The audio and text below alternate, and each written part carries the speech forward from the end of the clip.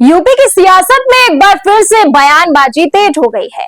ब्राह्मण vote bank को लेकर चल रही बहस के बीच अब करणी सेना भी खुलकर मैदान में उतर आई है और इस बार बयान इतना तीखा है कि विवाद और भी बढ़ सकता है। नमस्कार, आप देख रहे हैं नेशन नाउ समाचार और मैं हूं आपके साथ शुभी शुक्ला। उत्तर प्रदेश की राजनीति में 2027 विधानसभा चुनाव से पहले बयानबाजी का दौर तेज होता जा रहा है। खासकर ब्राह्मण वोट बैंक को लेकर लगातार राजनीतिक हलचल देखने को मिल रही है। इसी बीच करणी सेना के चीफ सूरजपाल अम्मू का एक बयान सामने आया है जिसने इस पूरे मुद्दे को और भी गर्मा दिया है। दरअसल हाल ही में दरोगा भर्ती परीक्षा से जुड़े एक सवाल को लेकर विवाद खड़ा हुआ था जिसमें ब्राह्मणों को अवसरवादी बताए जाने पर आपत्ति जताई गई थी। इसी मुद्दे पर प्रतिक्रिया देते हुए सूरजपाल अम्मू ने कड़ा रुख अपनाया है। उन्होंने कहा कि ब्राह्मणों को अवसरवादी कहना गलत है क्योंकि ब्राह्मण समाज हमेशा से ज्ञान, शिक्षा और मार्गदर्शन की परंपरा से जुड़ा रहा है।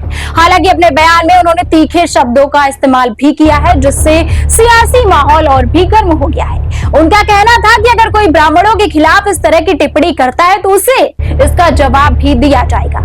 उनके इस बयान को लेकर अब राजनीतिक हलकों में चर्चा तेज हो गई है। दरअसल पिछले कुछ समय से यूपी में ब्राह्मण समाज की नाराजगी को लेकर अलग अलग दावे किए जा रहे थे। विपक्षी दल इसे एक बड़े मुद्दे के तौर पर उठा रहे हैं जबकि सत्ताधारी पक्ष इसे खारिज करता रहा है। ऐसे में करणी सेना का इस विवाद में कूदना इस बहस को और भी व्यापक बना रहा है।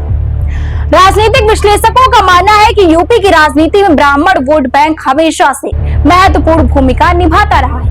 एक दशक से अधिक समय से ये वर्ग बड़े पैमाने पर एनडीए के साथ जुड़ा रहा, लेकिन चुनाव नजदीक आते ही इसे लेकर चर्चाएं तेज हो जाती हैं। सूरजपाल अम्मू के इस बयान के बाद अब ये देखना दिलचस्प होगा कि अन्य राजनीतिक दल इस पर क्या प्रतिक्रिया देते हैं। क्या ये बयान सिर्फ एक प्रतिक्रिया है या फिर इसके पीछे कोई बड़ा राजनीतिक संदेश छिपा है।